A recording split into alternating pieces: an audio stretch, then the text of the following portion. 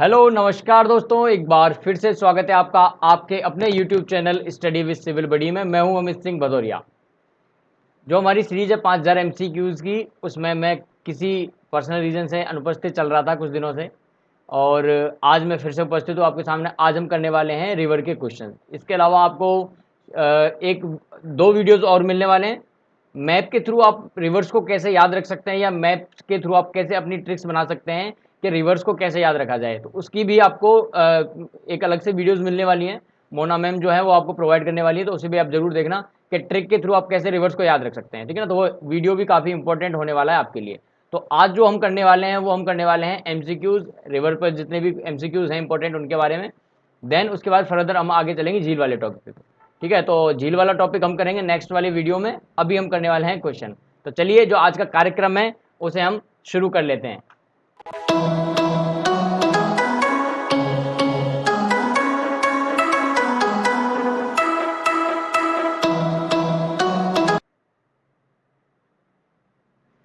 तो चलिए फिर आज के जो क्वेश्चंस हैं, क्वेश्चन का जो सिलसिला है उसे हम स्टार्ट कर लेते हैं। आपके सामने जो इंपॉर्टेंट क्वेश्चंस हैं वो मैं लेकर आया हूं, जो प्रीवियस ईयर एग्जाम्स में आए हुए हैं, ठीक है ना। बहुत सारे एग्जाम्स में आए हुए क्वेश्चन हैं, सारे के सारे ये आज हम डिस्कस करने वाले हैं, जो भी स्क्रीन पर आपको भी शो हो रहे हैं। तो इन सभी क्वेश्चंस को स्टार्ट करते हैं। लेकिन इन सभी क्वेश्चन को स्टार्ट करें उससे पहले मेरी आपसे एक रिक्वेस्ट है कि अगर आपने इन वीडियोज़ को नहीं देखा है पूरी तरीके से, तो उन वीडियोज़ के एक बार जरूर देखना, फिर इन क्वेश्चंस को आप ट्राई करना, ठीक है। और जो नोट्स मैंने प्रोवाइड किए ऑलरेडी टेलीग्राम पे, उन्हें आप बार बार पढ़िए, क्योंकि वो टेलीग्राम पे जो नोट्स प्रोवाइड किए हैं बहुत ज़्यादा इंपॉर्टेंट है। ऑलरेडी ये चीज़ मैंने आपसे डिस्कस की, लेकिन फिर भी कभी बार बार देखता हूँ मैं, कभी कभी स्टूडेंट्स का मेरे पास मैसेज आ ही जाता है 2-3 दिन में कि सर कौन से नोट्स फॉलो करें, क्या पढ़ना है। तो एक बार बताया हुआ है उसी को आपको फॉलो करना है, ठीक है। चलिए, अगर आपको क्वेश्चन का आंसर आता है तो फटाफट कमेंट करना। राजस्थान में प्रवाह कितने रूप में पाई जाती है? जो प्रवाह की बात कर रहे हैं, प्रवाह कितने रूपों में पाया जाता है, ये आपसे पूछा जा रहा है। यानी कि प्रवाह के कितने तंत्र हैं? प्रवाह के बताया गया है आपको 3 तंत्र, ठीक है ना। अंत्य प्रवाह होता है आपके बंगाल की खाड़ी के प्रवाह होता है, और अरब सागरी प्रवाह। तो करेक्ट आंसर क्या होगा इसका? करेक्ट आंसर होने वाला है आपका बी, सेकेंड ऑप्शन जो है आपका करेक्ट आंसर हो जाएगा। चलिए, नेक्स्ट क्वेश्चन है फिर आपका, राणा प्रताप सागर बांध किस नदी पर स्थित है? तो भैया ये तो ऑलरेडी मैंने आपको, जब मैंने आपको पता हो तो लास्ट ईयर जो क्वेश्चंस की सीरीज मैंने चलाई थी RSM SSB की, जिसके मैंने आपको 20 वीडियोस प्रोवाइड किए हैं, और मोर देन उसमें 200 प्लस MCQs थे 20 वीडियोस में। तो वहां पर मैंने बहुत सारी इंपॉर्टेंट चीजें मैंने ऑलरेडी डिस्कस की थी कि जो चंबल नदी है, उस चंबल नदी पर कितने बांध हैं, कौन सा बांध कहाँ स्थित है, पहले कौन सा, दूसरा कौन सा है, MP में कौन सा बांध है, राजस्थान में कौन से बांध है। तो ये चीज बहुत अच्छे से बताई हुई। तो अगर आपने नहीं देखे हैं वो वीडियोज तो उन्हें आप जरूर देखना। तो इसका जो करेक्ट आंसर है, राणा प्रताप सागर कहाँ है, तो वो चंबल नदी पर स्थित है। कहां पर स्थित है? चंबल नदी पर स्थित है, जो काफी इंपॉर्टेंट है। और राजस्थान का सबसे बड़ा भराव क्षमता वाला जो सागर है वो यही है। राजस्थान का सबसे बड़ा भराव क्षमता वाला बांध, क्षमता जानते हो ना, क्षमता मतलब कैपेसिटी, है ना। सबसे ज्यादा जो कैपेसिटी है ना, सबसे जो लार्ज कैपेसिटी है राजस्थान में जो बांधों की, उनमें सबसे बड़ा कौन है? राणा प्रताप सागर है। आप याद कैसे रख सकते हैं कि इसकी कैपेसिटी सबसे ज्यादा है? तो राणा, जिस नाम ही है राणा प्रताप सागर नाम है, तो राणा प्रताप के बारे में ऑलरेडी आपको पता होगा कि वो कितने वीर थे, कितनी ताकत थी उनमें। तो उसी तरह से आप याद रख सकते हैं कि उनमें इतनी ज्यादा ताकत थी, तो इसमें भी बहुत ज्यादा ताकत है। बहुत ज्यादा पानी को ये क्या करता है? इकट्ठा करता है, ठीक है। चलिए, ऐसी उल्टी सीधी ट्रक बना लिया करो, लॉजिक हो ना हो लेकिन याद रहना चाहिए। देखो, याद रहना हमारा मेन मकसद क्या है, हम चीजों को याद रख सकें। चलिए, नदी जिसका उद्गम मध्य प्रदेश से होता है और जो अपना जल खंबात की खाड़ी में उड़ेलती है, वह ऐसी कौन सी नदी है जो MP से निकलती है और MP से उद्गम होता है और खंबात की खाड़ी में जाती है? देखो, दो नदियां हैं MP वाली जो सबसे ज्यादा हमको इंपॉर्टेंट है, जो एग्जाम में पूछी जाती है। एक तो माही और एक चंबल। कौन सी? माही और चंबल। अब चंबल तो कहीं दिख नहीं रहा है, तो अब ऑप्शन में क्या है? माही है, तो आप डायरेक्टली माही को क्लिक कर दो, ज्यादा कुछ नहीं पता है फिर भी, ठीक है ना। तो ये याद रखना, MP की जब भी बात होगी, नदियों की बात होगी, तो दो नदियों की ध्यान रखना, माही और चंबल, इनका दो का याद रखना। तो आप याद रखना, माही जो नदी है, माही नदी का उद्गम कहां से होता है? मध्य प्रदेश होता है, राजस्थान से नहीं होता है। और मध्य प्रदेश का जिला कौन सा है? तो ये जिला है धार, धार जिले से होता है। जबकि अगर चंबल की बात करें तो चंबल कहां से होता है? चंबल का जो उद्गम होता है वो जनापाव की पहाड़ियों से होता है। कहां से होता है? जनापाव की पहाड़ियों से। तो ये याद रखना कि जनापाव की पहाड़ियों से इसका उद्गम स्थल है। चलिए, नेक्स्ट क्वेश्चन है आपका, जो नदी राजस्थान में दक्षिण से प्रवेश करके पश्चिम में प्रवाहित होकर पुनः दक्षिण की ओर मुड़ जाती है, वह है? बात सुनना पूरी की पूरी। कहा यह जा रहा है कि मान लीजिए ये राजस्थान है आपका, इस तरह का कोई राजस्थान है आपका, और इस राजस्थान में होता है कि कोई नदी दक्षिण से क्या करती है, प्रवेश करती है, दक्षिण से प्रवेश कर गई साहब, ये आगे प्रवेश कर लिया इसने, ठीक है ना, और फिर क्या हुआ, पुनः दक्षिण की ओर वापस मुड़ जाएगी, ठीक है ना, राजस्थान में दक्षिण से प्रवेश करेगी और पश्चिम में प्रवाहित होगी, यानी ये पश्चिम वाला एरिया होगा, यहाँ प्रवाहित हुई और वापस से दक्षिण में दोबारा लौट गई, ठीक है ना। तो ये दक्षिण वाला एरिया, इस तरह से जो नदी आती है आ जाती है, कौन सी नदी है, तो एक ही नदी है, मैंने आपको बताया था माही नदी। कौन सी नदी है, माही नदी है, जो राजस्थान में कहां से प्रवेश करती है, दक्षिण से प्रवेश करती है, पश्चिम में बहती, वापस से दक्षिण में चली जाती है। तो करेक्ट आंसर क्या, तो माही। माही के बारे में और इंपॉर्टेंट बातें मैंने आपको ऑलरेडी बताई थी। क्या बताया था कि इसकी जो शेप है वो यू आकार शेप में कर्क रेखा को 2 बार काटती है। कर्क रेखा को 2 बार जो काटने वाली नदी है कौन सी है, माही है। कर्क रेखा के पास में जो जिला है सबसे निकट वो कौन सा है, बांसवाड़ा है। और अगर जिलों की बात करें तो डूंगरपुर बांसवाड़ा दोनों ही है। तो माही नदी के बारे में इंपॉर्टेंट बात है, ये याद रखना। चलिए नेक्स्ट क्वेश्चन आपकी स्क्रीन पर देखो। अगर आपको इनके आंसर्स पता हैं तो आप कमेंट किया कर लिया करो, कोई दिक्कत नहीं है। उससे क्या होता है, कमेंट करने से फायदा होगा कि आपने क्वेश्चन पढ़ा, कमेंट किया तो आपको रिकॉल होगा, आपका ही फायदा होगा उसमें, ठीक है। तो कमेंट कर लिया करो, कोई परेशानी नहीं होगा। और यकीन मानिए अगर आपने कमेंट किया तो एक्स्ट्रा जो डेटा है, एक्स्ट्रा जो नेट है आपका, वो खर्च नहीं होगा। ऐसा होता है, आप करके देखना, एक्स्ट्रा नेट नहीं खर्च होता है।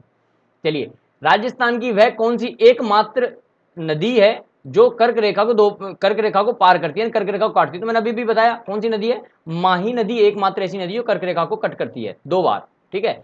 किस नदी को वागड़ व कांठल की गंगा कहा जाता है, बागड़ व कांठल की गंगा। देखो बागड़ जो है मैंने बताया कौन सा क्षेत्र, कांठल कौन सा क्षेत्र है, ये ऑलरेडी मैंने बताए हुए हैं आपको। अगर इस क्षेत्र की बात हो, इस क्षेत्र में एक फेमस नदी है, वो कौन सी है, माही नदी है। कौन सी नदी है, माही नदी है। तो अगर आपसे पूछा जाता है किस नदी के बारे में बात हो रहा है, तो माही नदी के बारे में बात हो रही है। इसी को क्या कहा जाता है, वागड़ या कांठल की गंगा कहा जाता है। तो अगर आपसे एक भी ये भी पूछा जाए कि राजस्थान की स्वर्ण रेखा, राजस्थान की स्वर्ण रेखा, राजस्थान की स्वर्ण रेखा किसे कहा जाता है, तो राजस्थान की स्वर्ण रेखा भी माही नदी को ही कहा जाता है। किसे कहा जाता है, माही नदी को कहा जाता है। याद रखना, ये काफी इंपॉर्टेंट है, बार बार पूछे जाते हैं। चलिए नेक्स्ट क्वेश्चन आपकी स्क्रीन पर, ऋग्वेद में उल्लेखित नदी है, ऐसी कौन सी नदी है जिसका उल्लेख राजस्थान की जो नदियों में जो हमने पढ़ा है कि उसका जो उल्लेख है वो ऋग्वेद में है। तो ऐसी एकमात्र नदी है, वो कौन सी है, वो है आपकी सरस्वती नदी। कौन सी नदी है, सरस्वती नदी है। इसका उल्लेख कहाँ है, इसका उल्लेख कहाँ पर है भैया, इसका उल्लेख है ऋग्वेद में। चलिए नेक्स्ट क्वेश्चन है फिर आपके सामने, आयड़ नदी का नाम उदय सागर के बाद हो जाता है। ये अच्छा क्वेश्चन है, देखो यहां से कई बार क्वेश्चन देखने को मिलता है। जो आयड़ नदी है उस आयड़ नदी का नाम चेंज हो जाता है उदय सागर बांध के बाद या उदय सागर के बाद में। तो उदय सागर जो है उसके बाद में अगर चेंज हो रहा है तो इसका नाम क्या पड़ जाता है, ये आपसे पूछा गया है। ध्यान रखना, आयड़ का नाम बेड़च हो जाता है। क्या हो जाता है, बेड़च। आयड़ का नाम बदलकर क्या हो जाता है, बेड़च हो जाता है। एक और इंपॉर्टेंट बात है कि आयड़ जो नदी है इसके किनारे एक सभ्यता पाई गई थी। कौन सी सभ्यता जी, कमेंट करके बताओ। आयन नदी के किनारे कौन सी सभ्यता मिली थी, बताइए। आयन नदी के किनारे कौन सी सभ्यता मिली थी, और इसका उद्गम अगर पूछ ले, उद्गम, आयन नदी का उद्गम गोगुंदा की पहाड़ियों से, गोगुंदा की पहाड़ियों से। और गोगुंदा की पहाड़ियां कहाँ हैं, ये आप कमेंट करके बताओ। फटाफट कमेंट कीजिए और बताइए गोगुंदा की जो पहाड़ियां कहाँ हैं। अगर नहीं बताएंगे तो फिर मुझे ही बताना पड़ेगा। भीलवाड़ा, कहाँ है, भीलवाड़ा। चलिए, तो ये ध्यान रखना कि आपसे गोगुंदा की पहाड़ियों से इसका उद्गम होता है। आयड़ नदी का नाम बेड़च हो जाता है। बेड़च नदी जो है जिसका नाम पहले आयत था वो आहड़ था, और आहड़ नदी के किनारे एक सभ्यता मिली थी जिसे कहा जाता है आहड़ सभ्यता। आहड़ सभ्यता, ये भी काफी बार पूछा जाता है एग्जाम में। लूणी नदी मुख्यतः किस राज्य में बहती है, राज्य बताना है कौन से राज्य में लूणी नदी है वो बहती है। तो लूणी नदी का मैंने आपको बताया था जब मैंने डिस्कशन किया था प्रीवियस ईयर क्वेश्चंस का, वहां पर भी, और जो राष्ट्रो सर ने पढ़ाया था अभी आपको, तब भी बताया था कि जो लूणी नदी है वो उसका जो प्रभाव होता है ज्यादातर कहाँ होता है, राजस्थान में होता है। कहाँ होता है, राजस्थान। तो करेक्ट आंसर राजस्थान हो जाएगा। लूणी नदी के बारे में बहुत क्वेश्चन रिपीट होते हैं।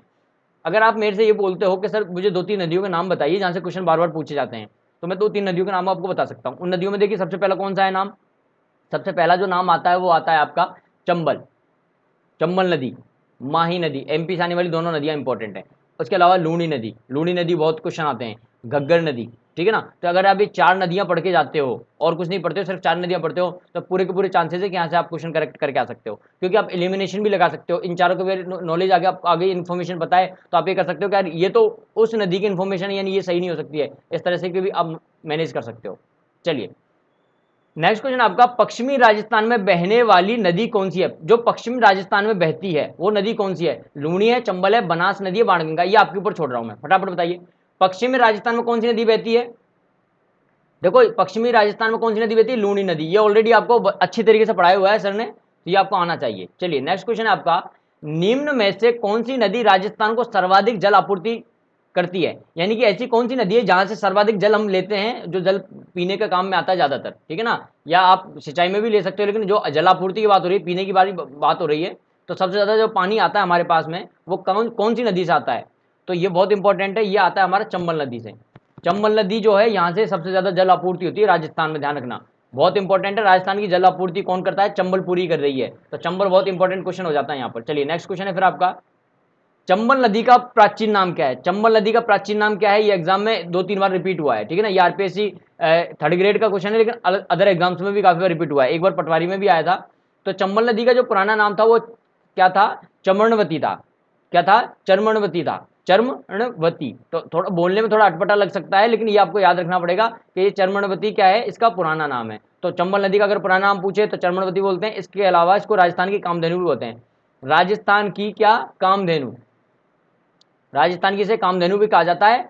और ये एग्जाम में काफी बार रिपीट हो सकता है क्वेश्चन, क्योंकि जो उपनाम है उपनाम पूछे जाते हैं, तो चमनवती पूछ लिया तो कामधेनु भी पूछा जा सकता है, तो ये इंपॉर्टेंट है। नेक्स्ट क्वेश्चन है आपका, निम्न में से कौन सी नदी उत्खात भूमि यानी वेटलैंड के लिए कुख्यात है? कुख्यात मतलब क्या होता है? फेमस होना, लेकिन फेमस मतलब थोड़ा अलग वे में फेमस होना। मतलब ऐसी कौन सी भूमि है जो बेडलैंड बताती है? वेटलैंड नहीं है, बेडलैंड। बेडलैंड मतलब खराब, आप इसका मतलब समझ सकते हो खराब, है ना। जो खराब स्थान है वो खराब स्थान कौन बनाती है? तो अगर खराब स्थान की बात होगी तो ऑलरेडी आपको बताया गया है कि जो चंबल नदी है, अगर ये चंबल नदी बहती है, इसमें पानी आ जाता है, इधर उधर पानी चला जाता है, बाद में जब ये पानी सॉरी, जब ये पानी वापस आता है तो क्या करता है कि ये अपने साथ में मिट्टी लेके आ जाता है और कुछ मिट्टी वहीं छोड़ देता है। तो वो क्या है, नालियां सी बन जाती हैं, छोटी छोटी नालियां सी बनती है पहले, फिर बारिश होती है, फिर वो नालियां थोड़ी बड़ी होती है, फिर बारिश होती है, फिर नालियां बड़ी होती है, फिर पानी आता है, फिर बड़ी होती है। थोड़े दिन बाद ऐसा होता है कि बड़े बड़े टीले बन जाते हैं और बड़े बड़ी खाइयां बन जाती हैं। यही इसी वजह से क्या हुआ, चंबल के आसपास क्या बना है, चंबल के बेड़ बने इसी तरीके से। तो चंबल के बेड़ बहुत फेमस हैं, और चंबल के बेड़ में कौन रहते हैं? बागी रहते हैं। कौन रहते हैं? बागी। तो आपको पता होगा ये वाली बात। तो जो चंबल का जो एरिया है वो इसीलिए फेमस है क्योंकि वहां पर क्या है, बीहड़ है, और वो कहाँ है? वो बने हैं चंबल नदी पे। तो इसका करेक्ट आंसर क्या हो जाएगा? चंबल हो जाएगा। राजस्थान में अगर आपसे पूछता है ये कहाँ पर है सबसे ज्यादा, तो सवाई माधोपुर। कहाँ पर है? सवाई माधोपुर में। चलिए, चंबल नदी किस जिले में नहीं बहती? चंबल नदी इनमें से किस जिले में नहीं बहती है? जिला बताना है कि इस जिले में चंबल नदी नहीं है। 4 ऑप्शन है आपके पास में, कोटा, बारा, सवाई माधोपुर, करौली। अब देखो इस टाइप के जो क्वेश्चन है ना, उन स्टूडेंट्स को बहुत फायदा होता है जो उस जिले से होते हैं। मान लीजिए कोई करौली जिले से है तो करौली जिले वाले को पता होगा कि नदी है या नहीं है, सवाई माधोपुर वाले को पता होगा है या नहीं है, बारा वाले को पता होगा, कोटा वाले को। तो अगर कोई स्टूडेंट ऐसा है जो उसी जिले का, जो इसका करेक्ट आंसर है, यानी उस जिले में वो नदी नहीं है, तो करेक्ट करके आएगा, तो करेक्ट कर सकता है ना वो क्वेश्चन, तो ये फायदा होता है। तो चंबल नदी किस जिले में नहीं बहती है बताइए फटाफट, ये आप बता सकते हो। देखो बारह जो है, बारह, इस बारह में ये नहीं बहती है। कुछ लोग बोल सकते हैं कि मैं करौली से हूँ, करौली में मुझे दिखती नहीं है, लेकिन करौली की जो सीमा है, करौली का जो एरिया है, तो करौली के एरिया से निकलती है ये।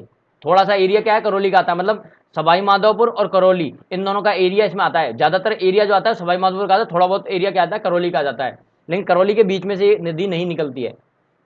चलिए चलिए ठीक है, कोई दिक्कत नहीं है अगर आपने अच्छा बताया है। चलिए अब देखो, चंबल नदी किस जिले से नहीं गुजरती है? तो चंबल नदी है वो कौन से जिले से नहीं गुजर रही है? आपके पास में 4 ऑप्शन है, चित्तौड़गढ़ है, झालावाड़ है, कोटा है और धौलपुर है। आपको करेक्ट आंसर बताना है कि चंबल नदी इनमें से किस जिले से नहीं गुजरती है, ठीक है ना। सेम क्वेश्चन देखो, ऊपर भी क्वेश्चन यही था, चंबल नदी किस जिले में से नहीं बहती है या किस जिले में से नहीं गुजरती है, लेकिन अब ऑप्शन चेंज हो चुके हैं। तो ये ऐसे क्वेश्चन बार बार रिपीट होते हैं, तो आपको आइडिया होना चाहिए कहां कहां से चंबल गुजरती है। बताइए फटाफट, फटाफट बताइए कहां से नहीं गुजरती है? कोटा से तो है, कोटा में तो ब्रिज बना हुआ है, चित्तौड़गढ़ में भी है ना, धौलपुर में भी है, धौलपुर में तो ही है, तो बस एक ही ऑप्शन बचता है क्या? झालावाड़। तो झालावाड़ में ये नदी नहीं है। नेक्स्ट क्वेश्चन है आपका, राजस्थान में किस नदी का अपवाह क्षेत्र न्यूनतम है? राजस्थान में अपवाह क्षेत्र के हिसाब से सबसे कम अपवाह क्षेत्र किसका है? बनास, पश्चिमी बनास का, साबरमती, माही या वाकल? बताइए, ये भी अच्छा क्वेश्चन है, बताइए। मिनिमम आपको बताना है कि मिनिमम अपवाह क्षेत्र किसका है, कमेंट कीजिए फटाफट। मिनिमम अपवाह क्षेत्र वाली जो नदी है वो कौन सी है आपकी? वो है आपकी वाकल। कौन सी नदी है? वाकल। इस नदी का अपवाद क्षेत्र न्यूनतम है। अगर आपने वीडियोस देखे पहले वाले तो आप बता सकते हैं इन क्वेश्चन का आंसर। नेक्स्ट क्वेश्चन है, नदी जिसका जल बंगाल की खाड़ी में पहुंचता है। अब ये क्वेश्चन कौन कर सकता है? ये वो क्वेश्चन कर सकता है जिसने ये पढ़ा हो कि राजस्थान में जो अपवाह तंत्र है, अपवाह तंत्र है, उस अपवाह तंत्र को 3 भागों में बांटा गया है, ठीक है। और अब अंतः प्रवाह तंत्र की नदियां कौन सी हैं? बंगाल की खाड़ी कौन सी है और आपके अरब सागर कौन सी हैं? तो जो बंगाल की खाड़ी की नदियां हैं उनके बारे में पूछा गया है कि कौन सी है जिसका जल बंगाल की खाड़ी में पहुंचता है, यानी बंगाल की खाड़ी की नदियां कौन सी हैं, इंडायरेक्टली पूछा। तो क्या हो जाएगा? चंबल इसका करेक्ट आंसर हो जाएगा। क्या हो जाएगा? चंबल। नदी जिसका जल बंगाल की खाड़ी में पहुंचता है, चंबल। नेक्स्ट क्वेश्चन, किस नदी पर ईस्ट वेस्ट कॉरिडोर के अधीन हैंगिंग ब्रिज बनाया गया है? तो जो कोटा के जो बच्चे हैं उनको तो ये पता होगा, हैंगिंग ब्रिज कोटा में है, और कोटा में नदी है कौन सी? चंबल। तो इसका करेक्ट आंसर क्या हो जाएगा? चंबल हो जाएगा। इजी क्वेश्चन, इजी एकदम, मतलब आसान क्वेश्चन था ये तो। पार्वती किसकी सहायक नदी है? पार्वती जो है वो किसकी सहायक नदी है? बताइए, ये अच्छा क्वेश्चन है।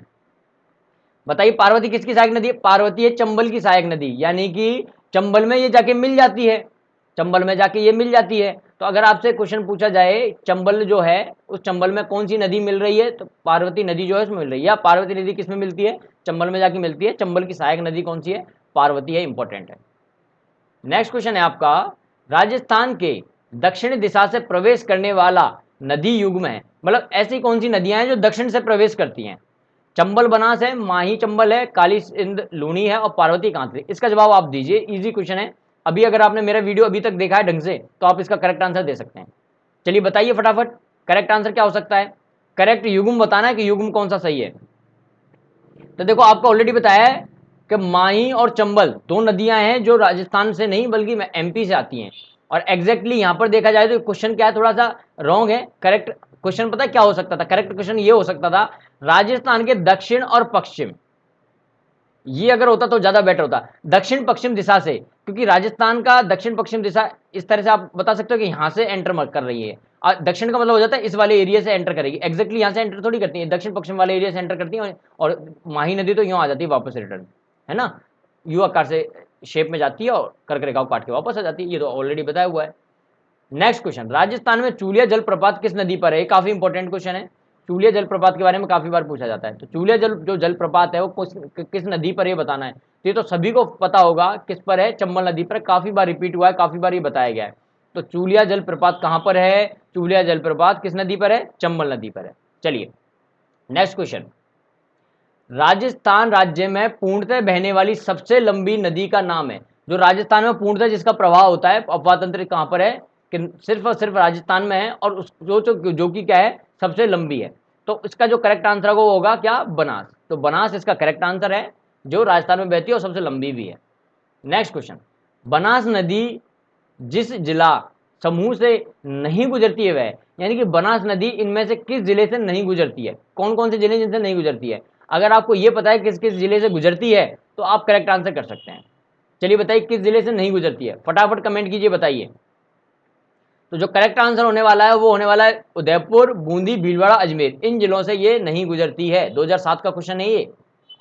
राजस्थान में राजसमंद जिले में कुंभलगढ़ के निकट खमनोर की पहाड़ियों से निकलने वाली नदी का नाम है। ध्यान रखना, राजसमंद जिले में कुंभलगढ़ के निकट खमनोर की पहाड़ियों से कौन सी नदी निकलती है? खमनोर की पहाड़ियों से कौन सी नदी निकलती है? बताइए। बताया हुआ है ये भी, मैंने खुद ने बताया हुआ है, आशुतोष सर ने तो बताया है, उससे पहले भी मैंने एक बार पढ़ाया था तो मैंने बताया था आपको प्रीवियस ईयर क्वेश्चंस में। बताइए कौन सी नदी है? बनास नदी। काफी इंपॉर्टेंट क्वेश्चन है ये, बनास नदी बहुत इंपॉर्टेंट है, यहां से काफी बार क्वेश्चन देखने को मिलता है। तो इसका करेक्ट आंसर क्या हो जाएगा? इसका आंसर हो जाएगा बनास नदी। तो बनास नदी आप याद रखना खमनोर की पहाड़ियों से निकलती है। काफी फेवरेट क्वेश्चन है ये। देखो 2-3 क्वेश्चन देखो बहुत इंपॉर्टेंट है। एक तो आपसे देखो अजमेर के निकट जो है लूणी नदी के बारे में पूछ ले। देखो लूणी नदी का उद्गम कहां से होता है, चंबल का उद्गम कहां से होता है, माही का उद्गम कहां से होता है, बनास का उद्गम कहां से होता है, ठीक है ना। ये 3-4 उद्गम स्थल हैं, ये बहुत ज्यादा पूछे जाते हैं, तो ये आपको याद रखना है, ठीक है। चलिए भाई आगे चलते हैं। पूर्व में जब घग्गर नदी बाढ़ के उफान पे होती है तो कहां तक चली जाती है? आज तो सर ने अच्छे से बताया था कि फोर्ट अब्बास तक कब जाती है नदी, हमारी घग्गर नदी, ये तभी जाएगी जब इसमें क्या आ जाएगा, पानी बहुत ज्यादा आ जाएगा, ठीक है ना। फोर्ट अब्बास तक कब जाती है? जब इसमें पानी आएगा, बहुत ज्यादा बाढ़ आ जाएगी। तो इसका करेक्ट आंसर क्या होगा? फोर्ट अब्बास इसका करेक्ट आंसर होगा, ठीक है। चलिए नेक्स्ट क्वेश्चन है, निम्नलिखित में से कौन सी नदी बनास की सहायक नदी नहीं है। मतलब आपको बताना है कि जो बनास नदी है उसकी सहायक नदी कौन कौन सी है। अगर आपको ये पता है तो आप बता सकते हो इनमें से कौन सी नदी बनास की सहायक नदी नहीं है। चलिए बताइए बनास की कौन सी सहायक नदी नहीं है, फटाफट बताइए।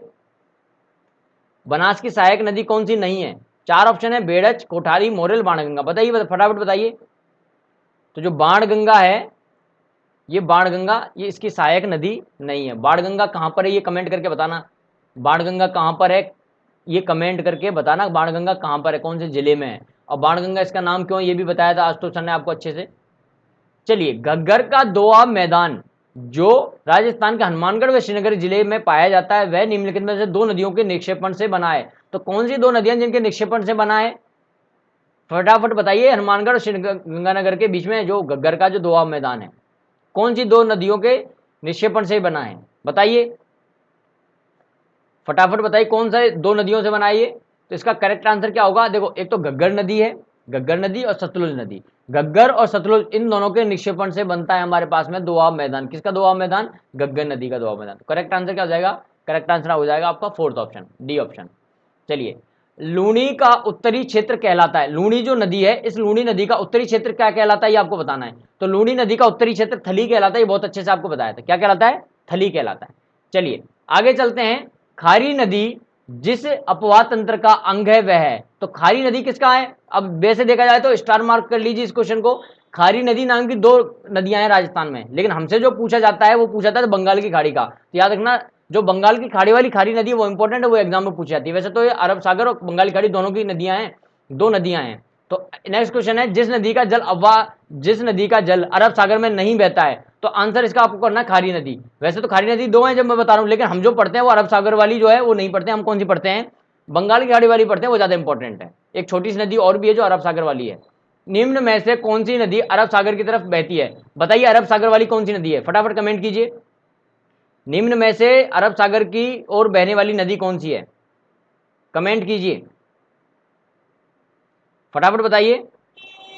तो कौन सी है, साबरमती। तो इसका करेक्ट आंसर क्या हो जाएगा, साबरमती हो जाएगा। नेक्स्ट क्वेश्चन है, जब पुष्कर की पहाड़ियों में भारी बारिश होती है तो बाढ़ कहां आती है, कहां बाढ़ आती है, बालोतरा में बाढ़ आती है। वेरी गुड, बालोतरा में बाढ़ आती है, मैंने बताया था। ठीक है, तो चलिए ये कुछ इंपॉर्टेंट क्वेश्चन है जो मैंने बताया। बहुत क्वेश्चन है नदी के ऊपर, बहुत क्वेश्चन और बन सकते हैं। तो हम क्या करेंगे, जब हम क्वेश्चन सीरीज स्टार्ट की है हमने, तो जब क्वेश्चंस करेंगे आगे चल के तो वहां पर इनको हम डिस्कस करेंगे। तो आई होप आपका जो आज का वीडियो है ये आपके लिए इन्फॉर्मेशन काफी देने वाला होगा, या जो आपने पहले इन्फॉर्मेशन ली है उसको वापस से फिर से याद करने के लिए काफी हेल्पफुल रहा होगा, यानी रिवीजन के लिए काफी अच्छा रहा होगा। चलिए अब क्या करने वाले हैं, अब हम मिलने वाले हैं नेक्स्ट वीडियो में। तो अगर आपको वीडियो अच्छा लगा है तो अपने दोस्तों को शेयर कर सकते हैं। साथ ही साथ में आपकी थोड़े से सपोर्ट की आवश्यकता है, आप इस चैनल को थोड़ा सा ग्रो करवाइए और अपने दोस्तों को शेयर कीजिए। चलिए फिर मिलते रहेंगे। नेक्स्ट जो हमारा टॉपिक रहेगा वो किसका रहेगा, वो रहेगा हमारा झील का टॉपिक। ठीक है, तो नेक्स्ट लेक्चर में हम क्या है, झीलों के बारे में डिस्कशन करने वाले हैं। तो बहुत बहुत धन्यवाद आप सभी का सपोर्ट का, और ऐसे ही सपोर्ट आप करते रहिए। और आपके हमें जरूरत है शेयर और लाइक और सब्सक्राइब की। लाइक और आप लाइक नहीं करते हैं कोई बात नहीं, शेयर कीजिए, शेयर की आवश्यकता है। सब्सक्राइब नहीं करते कोई दिक्कत नहीं, लेकिन आप सबसे ज्यादा जो चाहिए वो चाहिए शेयर। ठीक है, तो बहुत बहुत धन्यवाद। जय हिंद, जय भारत, जय जवान, जय किसान।